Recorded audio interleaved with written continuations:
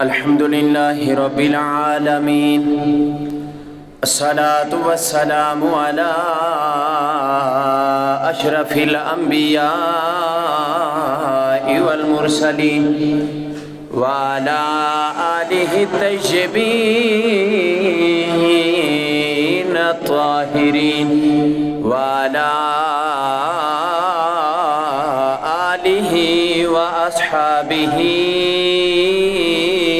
أجمعين أما بعد فأعوذ بالله من الشيطان الرجيم بسم الله الرحمن الرحيم شهر رمضان الذي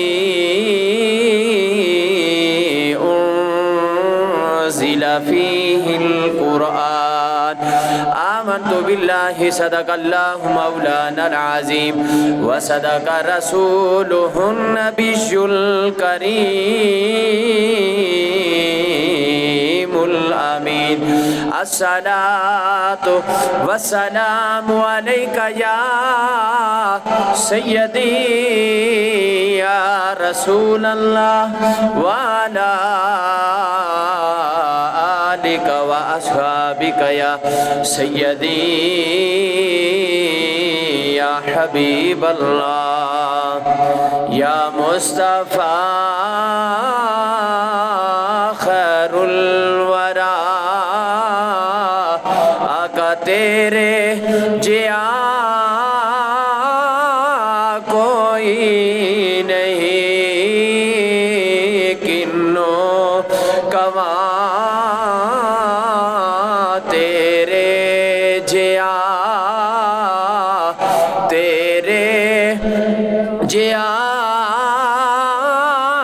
کوئی نہیں یا مصطفیٰ خیر الورا تیرے جیا کوئی نہیں تیرے جیا سونا نبی لباتے تا جے ہووے کوئی تیرے جیا سونا نبی لباتے تا جے ہووے کوئی مینو تے ہے اینا پتا تیرے جیا کوئی نہیں یا مصطفیٰ خیر الورا تیرے جیا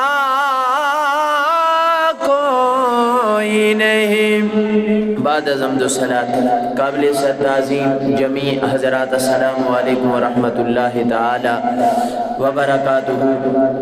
اللہ رب ذوالجلال کا لاکھ لاکھ احسان کہ جس مالک کائنات نے آج کے بابرکت دن کی بابرکت ساعت میں ہمیں اپنے گھر میں حاضر ہونے کی توفیق عطا فرمائی۔ میرے رب نے قرآن مجید فرقان حمید میں اعلان فرمایا کہ شہر رمضان الذی انزل فیہ القرآن، یہ چند ساعتیں باقی ہیں رمضان المبارک کا برکتوں اور رحمتوں والا مہینہ سایہ فگن ہونے والا ہے۔ اللہ ہم سب کو وہ بابرکت گھڑیاں نصیب فرمائے۔ رب نے فرمایا کہ رمضان کا مہینہ وہ ہے جس میں قرآن نازل ہوا اور سارے مہینے بابرکت مہینے ہیں، لیکن رمضان شریف کا مہینہ وہ بابرکت مہینہ ہے کہ میرے رب نے اس بابرکت مہینے کا نام لے کر اس کا ذکر فرمایا ہے۔ رمضان المبارک شفا لاتا ہے، بیماریاں دور ہو جاتی ہیں، خوش نصیب وہ بندہ ہوتا ہے جو اس مہینے سے شفا حاصل کرتا ہے، اور بد نصیب وہ ہوتا ہے جو اس مہینے میں بیماری کو لیتا ہے۔ اور پھر ہمارا کوئی مہمان آ رہا ہو، ہم کئی دن پہلے اس کا اہتمام کرتے ہیں، گھر کی صفائی ستھرائی، اس کے علاوہ کھانے پینے کا انتظام، معاملات، تو یہ مہینہ رب کی طرف سے یہ خدا کا مہمان بن کر ہمارے پاس سائے فگن ہوتا ہے۔ اور ایمان والے جو ہوتے ہیں وہ اس بابرکت مہینے کو پا کر اور اس مہینے کا بابرکت مہینے کا استقبال خوشی کے انداز سے کرتے ہیں۔ خوش نصیب ہے جو اس بابرکت مہینے کے آنے پر خوش ہوتا ہے، اور بد نصیب وہ ہے کہ جو اس بابرکت مہینے کو پا کر کے بھی خوشی کا اظہار نہ کر سکتا ہے، اور وہ اس مہینے کو پا کر کے بھی کائنات کے رب کی رضا کو حاصل نہیں کر پاتا۔ امام الانبیاء فخر المرسلین حبیب کبریا جناب محمد رسول اللہ صلی اللہ تعالی علیہ وسلم رمضان شریف کی آمد سے پہلے ہی صحابہ کرام رضوان اللہ تعالی علیہ مجمعین کو اس بابرکت مہینے کی شان بتاتے، اور صحابہ کرام رضوان اللہ تعالی علیہ مجمعین اس بابرکت مہینے کی آمد سے قبل اس کی تیاریاں شروع کر دیتے اور ایک دوسرے کو مبارکبادیں دیتے، تیاری کرتے کہ کیسے اٹھنا ہے۔ وہ سارے معاملات رمضان المبارک کے وہ ایک دوسرے کو بتاتے۔ اب یہ برکتوں اور رحمتوں والا مہینہ حدیث مبارکہ میں آیا ہے کہ یہ ایسا برکتوں والا مہینہ ہے کہ یہ راستہ ڈھونڈتا ہے، یعنی ہر بندے کو گھر میں جا کر اسے نوازتا ہے، نہ اسے کھڑکی کی پرواہ، نہ روشن دان کا خطرہ، نہ کوئی اور راستے کی پرواہ۔ یہ ہر غریب، امیر، مومن، ہر بندے کو گھر گھر میں جا کر نوازتا ہے۔ اس کی برکتیں، اس کی رحمتیں آواز لگاتی ہیں کہ برکتیں سمیٹ لو، رحمتیں سمیٹ لو۔ احباب عزیز وقار، یہ رحمتوں کا مہینہ، یہ تقوی کا مہینہ، یہ صبر کا مہینہ، یہ بخشش کا مہینہ، یہ بھائی چارے کا مہینہ، یہ ہمدردی کا مہینہ۔ احباب عزیز وقار، پہلی جتنے بھی کتابیں نازل ہوئی ہیں وہ ساری کی ساری قرآن مجید، وہ ساری کی ساری اس رمضان میں نازل ہوئی ہے، یعنی تورات، زبور، انجیل، صحائف ابراہیمی اور دیگر صحیفے جو نازل کیے گئے وہ قرآن مجید بشمول رمضان میں۔ لیکن ساری کتابوں سے اگر قرآن مجید رمضان کا جس نے نام لیا ہے وہ قرآن مجید ہے، کہ قرآن مجید نے بتایا ہے کہ دنیا والوں شہر رمضان الذی انزل فیہ القرآن۔ باقی کسی کتاب نے یہ نہیں بتایا کہ ہم قرآن مجید میں اترے ہیں، ہم رمضان میں ہمیں نازل کیا گیا ہے، لیکن قرآن نے بتایا ہے کہ شہر رمضان الذی انزل فیہ القرآن۔ فرمایا یہ وہ مہینہ ہے کہ جس میں قرآن نازل فرمایا گیا ہے۔ احباب عزیز وقار، یہ ایسا برکتوں والا، رحمتوں والا مہینہ ہے۔ میرے آقا علیہ الصلوۃ والسلام نے فرمایا کہ من حضر مجلسا فی رمضان من مجالس الذکر لکل خطوۃ عباد سنہ۔ میرے آقا نے فرمایا کہ جو شخص رمضان المبارک کے بابرکت مہینے میں روزہ رکھ کر مجلس ذکر میں حاضری دیتا ہے، بھائی رب کا رضا کے لیے اور رب کے گھر میں یا کہیں رب کے ذکر کی محفل کو سجا لیتا ہے روزہ رکھ کر، تو احباب میرے آقا نے فرمایا اسے ہر قدم کے بدلے 1 سال کی عبادت کا اجر اس کے نامہ اعمال میں لکھ دیا جاتا ہے۔ احباب ذی وقار، اب توجہ فرمائیں، 1 سال کی عبادت کا ثواب 1 قدم کے بدلے، اللہ اکبر کبیرہ۔ کل قیامت والا روز ہوگا، ساری امت کا حساب و کتاب ہوگا۔ باقی امتیں ان کی عمریں کسی کی 70,000 سال، کسی کی 50,000 سال، کسی کی 1,000 سال، وہ اعمال جب تولیں گے تو ان کے کام، اور نبی علیہ الصلوۃ والسلام کی امتیوں کی عمریں کم اور اعمال کی تعداد جب نتیجہ نکلے گا تو زیادہ، تو وہ اعتراض کریں گے، عرض کریں گے میرے مولا ماجرا کیا ہے؟ عمریں تو ہماری زیادہ ہیں، 50,000 سال، 10,000 سال، 1,000 سال ہم نے گزارے ہیں، عمل ہم نے زیادہ کیے ہیں، لیکن اجر میں ان کی عمریں کم ہیں، اجر میں یہ کیوں بڑھ گئے ہیں؟ آخر وجہ کیا ہے؟ تو کائنات کا رب فرمائے گا او بھائی یہ میرے محبوب کے امتی ہیں، انہیں لیلۃ القدر کی رات بھی ملی ہے، انہیں شب برات بھی ملی ہے، اور انہیں رمضان کا بابرکت مہینہ بھی ملا ہے، اور انہیں بتایا گیا تھا امام الانبیاء کی زبانی کہ روزہ رکھ کر اگر تم چل کے رب کے ذکر کی محفل کو سجاؤ گے، رب کا ذکر کرنے کے لیے بیٹھو گے، جتنے قدم چلو گے ہر قدم کے بدلے تمہیں 1 سال کے اجر کا ثواب نامہ اعمال میں لکھ دیا جائے گا۔ تو احباب ذی وقار فرمایا کہ یہ وہ لوگ ہیں کہ ان کی عمریں کام ہیں، 1 قدم کے بدلے 1 سال کی عبادت کا اجر ثواب ان کے نامہ اعمال میں لکھ دیا جاتا تھا، اس لیے ان کا اجر بڑھ گیا ہے۔ احباب ذی وقار، اللہ اکبر کبیرہ۔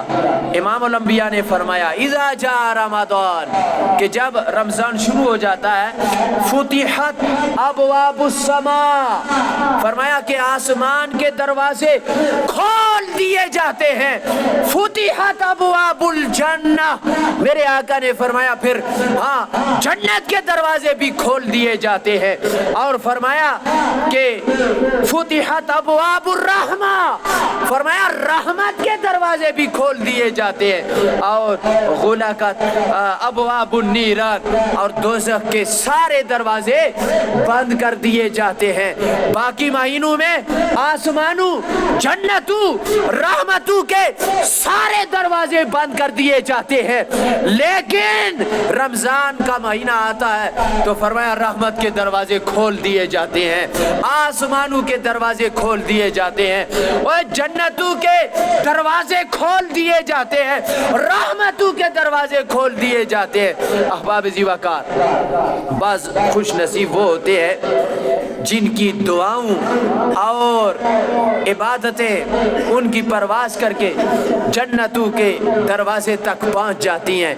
احباب ذی وقار، امام الانبیاء، یہ مشہور حدیث ہے، میرے آقا علیہ الصلوۃ والسلام جب مسجد نبوی کی ممبر کے پہلی سیڑھی پہ آپ نے قدم رکھا، آمین کہا، دوسری پہ رکھا، آمین کہا، تیسری پہ رکھا، آمین کہا، صحابہ کرام رضوان اللہ تعالی علیہ اجمعین سراپا سوال بن گئی، فرمایا یا رسول اللہ صلی اللہ علیہ وسلم، خلاف معمول آج آپ نے کام کیا ہے، آمین کہا، پہلی سیڑھی پہ قدم رکھا، دوسری پہ رکھا، آمین کہا، تیسری پہ رکھا، آمین کہا، تو میرے آقا علیہ الصلوۃ والسلام نے فرمایا جبریل آمین کر رہے تھے دعا دعا اور اس دعا پر میں نے کہا آمین۔ اب یہاں پہ محققین نے لکھا کہ یا تو دو باتیں ہو سکتی ہیں، یا جبریل امین سدرۃ المنتہا پہ بیٹھ کے اپنے مقام پہ بیٹھ کے دعا کر رہے تھے، امام الانبیاء مسجد نبوی کے منبر اقدس پہ بیٹھ کے آپ نے آمین کہا۔ ایک تو یہ بات ہو سکتی ہے، اور دوسری یہ کہ اگر وہاں پہ نہیں تھے تو جبریل امین پھر امام الانبیاء کی بارگاہ میں آئے اور قریب آ کر آپ نے کی دعا اور اس دعا پہ کہا میرے آقا نے آمین۔ یہ دوسری بات ہے۔ تو فرمایا کہ اگر جبریل امین علیہ السلام سدرۃ المنتہا پہ بیٹھ کے آپ نے کی دعا تو پھر پتہ یہ چلا کہ انی اسمع ما لا تسمع، فرمایا کہ جو میں سنتا ہوں وہ تم نہیں سنتے۔ سمجھ آئی بات؟ اور اگر امام الانبیاء تشریف وہ سدرۃ المنتہا سے جبریل امین علیہ السلام یہاں پہ تشریف لائے تو آپ دوسری حدیث بھی ملاحظہ فرمائے کہ انی ارا ما لا ترون، فرمایا جو میں دیکھتا ہوں وہ تم نہیں دیکھتے۔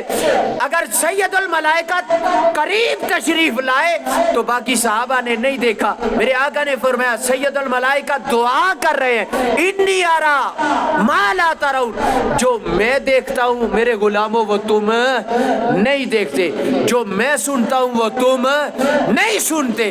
احباب ذی وقار، یا تو سدرہ پہ بیٹھ کے دعا کی، امام الانبیاء نے مسجد نبوی میں سماعت کر لی آواز اور اس دعا پہ آمین کہا، یا پھر جبریل قریب تشریف لائے صحابہ نہ دیکھ پائے جبریل کو تو فرمایا انی ارا ما لا ترون، جو میں دیکھتا ہوں وہ تم نہیں دیکھتے۔ تو پتہ یہ چلا میرے آقا کی یہ شان ہے، میرے آقا کا یہ مقام ہے۔ تو احباب ذی وقار اب دعا کیا کی؟ میرے آقا علیہ السلام فرماتے ہیں جبریل امین علیہ السلام نے یہ دعا فرمائی کہ جو شخص رمضان کا مہینہ پائے اور اس کے گناہ نہ بخشے جائیں، بھائی یہ وہ بابرکت مہینوں کی، اس بابرکت مہینے کی وہ برکتوں والی ساعتوں کو پائے لیکن کائنات کے رب کی رضا کو حاصل نہ کر سکے، اپنے گناہوں کی بخشش نہ مانگ سکے، کائنات کے رب سے معافی نہ مانگ سکے، کہ جب آسمانوں کے دروازے کھول دیے جائیں اور رحمتوں کے دروازے کھول دیے جائیں اور برکتوں کے دروازے، جنتوں کے دروازے کھول دیے جائیں اور یہ بندہ مومن پھر رمضان کے اس بابرکت ساتھ کو پا کر اپنے گناہوں کی بخشش نہ کروا سکے، فرمایا کہ وہ بدبخت ہے، اس کی ناک خاک آلود ہو جائے، وہ تباہ و برباد ہو جائے جو اس مہینے کو پا کر کے بھی رب کی رضا کو حاصل نہ کر سکے۔ احباب ذی وقار، تو میرے آقا نے فرمایا آمین۔ اب یہاں پہ یہ اندازہ بھی آپ لگائیں کہ دعا مانگنے والا ہو سید الملائکہ، دعا پہ آمین کہنے والا ہو امام الانبیاء، تو پھر اس دعا اور دعا پہ آمین کے اس دعا کا مقام کیا ہوگا، وہ کس انداز کے ساتھ کائنات کے رب نے اس کو مستجاب کیا ہوگا اس دعا کو۔ احباب ذی وقار، تو پھر دوسری دعا جو سید الملائکہ نے کی، فرمایا وہ یہ کہ بوڑھے ماں باپ کو بندہ پائے اور ان کی خدمت نہ کر سکے، اللہ اکبر کبیرہ، ماں باپ کو پائے اور پھر ماں باپ کو پا کر ان کے بڑھاپے کو پا کر ان کی خدمت بندہ نہ کر سکے، تباہ برباد ہو جائے، ہلاک ہو جائے وہ شخص، اس کی ناک خاک آلود ہو جائے۔ میں پھر یہاں رک کے یہ آپ کی ضمیروں کو جھنجھوڑتا ہوں، بھائی دعا کرنے والا سید الملائکہ، اللہ اکبر، دعا پہ آمین کہنے والے امام الانبیاء، اللہ اکبر، پھر کائنات کا رب اس دعا کو قبول کرتا ہے یا نہیں؟ کس شان سے دعا مانگی ہوگی سید الملائکہ نے، اور کس شان سے اس دعا پہ آمین کہا ہوگا امام الانبیاء نے۔ اور پھر تیسری بات جس کو ہم اگنور کر دیتے ہیں، ہمیشہ اپنی سستی اور قائلی کی وجہ سے ہم چھوڑ دیتے ہیں، فرمایا بندہ تباہ و برباد ہو جائے، اس کی ناک خاک آلود ہو جائے، امام الانبیاء کا نام نامی اس میں گرامی سنے اور پھر امام الانبیاء پہ درود و سلام کا نذرانہ عقیدت پیش نہ کرے۔ احباب ذی وقار، کتنی بار ہم دین میں امام الانبیاء کا نام سنتے ہیں لیکن غفلت کی وجہ سے نبی علیہ السلام پہ درود و سلام نہیں پڑھتے. حالانکہ کوئی بھی درود بندہ پڑھ سکتا ہے نا، صلی اللہ علی النبی الامی وآلہ صلی اللہ علیہ وسلم، یا صلی اللہ تعالی علی خیر خلق محمد وآلہ واصحابہ اجمعین، کوئی بھی درود بندہ پڑھ سکتا ہے. نام نامی اس میں گرامی سنے اور پھر درود و سلام امام الانبیاء پہ نہ پڑھے، خاک اس کی نا خاک آلود و تباہ و برباد ہو جائے وہ بندہ. احباب ذی وقار، ہم نے اہتمام کرنا ہے کہ آئندہ ہم نے نبی علیہ السلام کا نام جب بھی ہم سنیں گے تو درود و سلام کا نذرانہ عقیدت پیش کریں گے. احباب ذی وقار، تو یہ وہ ایسی دوا ہے جو بندے کے ضمیروں کو جھنجھوڑتی ہے کہ رمضان کا مہینہ پائے اور اپنی بخشش نہ کروا سکے، بوڑھے ماں باپ کو پائے اور ان کی خدمت کر کے رب کی رضا کو حاصل نہ کر سکے، نبی علیہ السلام کا نام سنے اور پھر امام الانبیاء پہ درود و سلام نہ پڑھ سکے. احباب ذی وقار، وہ تباہ و برباد ہو جائے. میں پھر کہتا ہوں کہ دعا کرنے والا سید الملائکہ اور دعا پہ آمین کہنے والے امام الانبیاء، خود اندازہ لگا لو. اور پھر امام الانبیاء نے فرمایا کہ نوم الصائم عبادت، فرمایا یہ بابرکت مہینہ آتا ہے تو بندہ روزہ رکھتا ہے، تو روزہ دار اس کی شان یہ ہوتی ہے، مقام یہ ہوتا ہے، وہ سوتا ہے تو کائنات کا رب اس کے نامہ اعمال میں اس کا اجر لکھ دیتا ہے. پتہ یہ چلا کہ روزہ دار کا سونا بھی عبادت ہے، روزہ دار کا اٹھنا بھی عبادت ہے. سمجھ آئی؟ اور فرمایا کہ امام الانبیاء نے اگر کسی بندے نے شرعی مجبوری کی وجہ سے، توجہ کے ساتھ سماعت کرنا، شرعی مجبوری کی وجہ سے بندہ روزہ چھوڑتا ہے تو کہ پھر ایک کے بدلے اسے ایک روزہ رکھنا پڑے گا. شرعی مجبوری کی وجہ سے، شرعی مجبوری کیا ہے؟ مسافر ہے، لیکن آج سفر کا عالم یہ ہے کہ بندہ اگر سعودیہ ہو، روزہ سعودیہ میں رکھے تو افطار وہ بآسانی پاکستان میں کر سکتا ہے. صحیح ہے؟ یہ مسافر نہیں ہے. سمجھ آئی؟ وہ اس دور کے مطلب 6 مہینے لوگ پیدل چلتے تھے یا پورا دن اور رات وہ پیدل چلتے تھے، وہ شرعی مسافر وہ ہے. ہمارے لیے تو آسانیاں ہیں، ہم نے تو پیدل چلنا نہیں ہوتا، گاڑیاں ہمارے پاؤں کے نیچے ہیں، جہاز ہمارے پاس ہے. سمجھ آئی؟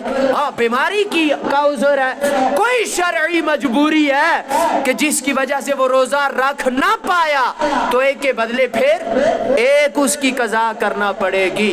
لیکن جان بوجھ کر ایک روزہ چھوڑنے والا، توجہ کرنا، جان بوجھ کر ایک روزہ چھوڑنے والا، ایک کے بدلے پھر 60 لگاتار رکھنا پڑیں گے، ایک کے بدلے 60 لگاتار روزے رکھنا پڑیں گے.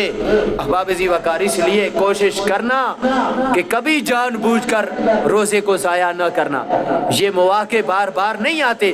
جب ایک نہیں رکھ سکو گے تو 60 کیسے ایک کے بدلے رکھ سکو گے؟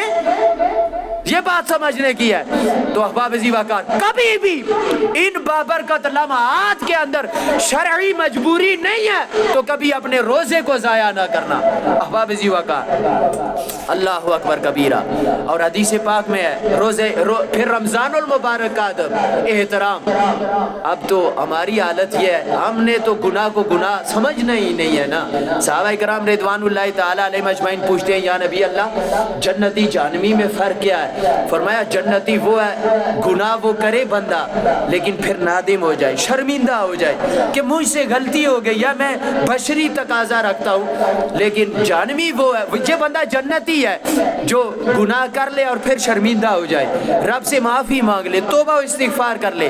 لیکن جو بندہ گناہ کو گناہ ہی نہیں سمجھے، صبح گناہ کرے، دن کو گناہ کرے، شام کو گناہ کرے، رب کی خشیت دل میں بٹھائے ہی نہ، وہ گناہ کو گناہ نہ سمجھے، فرمایا میرے پیارے غلاموں وہ جہنمی ہے. تو احباب ذی وقار، میں یہ عرض کر دیتا ہوں کہ آج ہماری حالت یہ ہے، توجہ کرنا، کہ ہم رمضان کا مہینہ آتا ہے تو بڑے فخر کے ساتھ روزہ نہیں ہم نے رکھا ہوتا، اور اکثر تعداد جوانوں کی ہوتی ہے.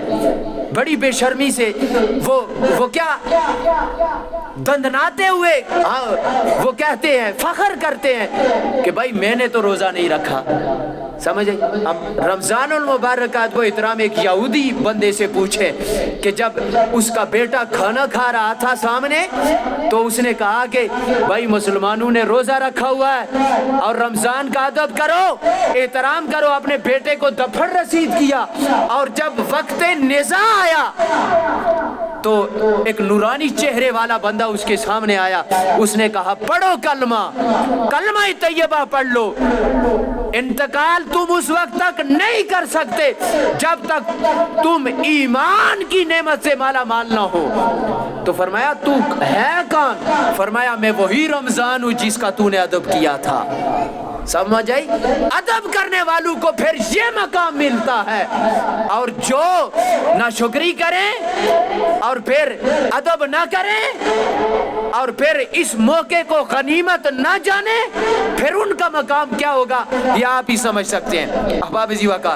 क्योंकि इमाम अल-अंबिया ने फरमाया नफल आप नमाज पढ़ेंगे तो वो फर्ज के बराबर, नवाफिल भी आप कसरत के साथ पढ़ें, कज़ा नमाजें आप भरपूर उनका एहतमाम करें, कज़ा नमाजें पढ़ें, अजर में ज़्यादती हासिल करें। नफल पढ़ेंगे तो वो फर्जों के बराबर होगी उसका अजर। और फिर ये भी ऐलान इमामुल अंबिया का आपने सुना कि रहमतों के दरवाजे खुल जाते हैं इस बाबरकत महीने में, जन्नत के दरवाजे भी खुल जाते हैं। बस रब की रज़ा हासिल करो और फिर कायनात के रब के हुजूर अपनी जबीन नियाज को झुकाओ, अपने गुनाहों की मुआफ़ी मांगो। इमामुल अंबिया ने 3 दिन तरावी, नमाज तरावी जमात के साथ आपने पढ़ाई 3 दिन, और फिर देखा कि रश लग गई है मस्जिद के अंदर, तो आपने ये अमल जमात वाला छोड़ दिया, इसलिए कि कहीं फरमाया मेरे गुलामों आप मुशक्कत में ना पड़ जाएं, ये फ़र्ज ना हो जाए। समझ आई? मतलब फिर हज़रत उमर इब्न ख़त्ताब रज़ी अल्लाह ताला अन्हु आपने इसका एहतमाम किया और मस्जिद को रोशन किया, कंदीलें लगाई। मौला अली करम अल्लाह ताला वजहुल करीम आए, बड़े खुश हुए और मस्जिद नबवी नमाज तरावी के उस वक्त खचा खच भरी हुई है और मौला अली खुश होकर हज़रत उमर इब्न ख़त्ताब रज़ी अल्लाह ताला अन्हु आपको दुआएं दे रहे हैं। तो अहबाब ज़ीवा का अर्ज करने का मकसद यह है कि ये बाबरकत महीना आने वाला है। अल्लाह हम सब को ये बाबरकत महीना नसीब फरमाए और गनीमत जानकर इस बाबरकत महीने का अदब भी करें, एहतराम भी बचा लाएं, अपने गुनाहों की माफ़ी भी मांगे और रोज़े का भी एहतमाम करें। मैं फिर कहता हूँ कि जानबूझकर आप एक रोज़ा छोड़ेंगे तो एक के बदले फिर 60 रखना पड़ेंगे, इसलिए आप रोज़े का भी एहतमाम करें। कभी भी नासमझी के अंदर आप रोज़े को न गंवाएं और फिर नमाज तरावी का आप एहतमाम करें। अल्लाह हम सब को अमल की तौफीक अता फरमाए। जिन हज़रात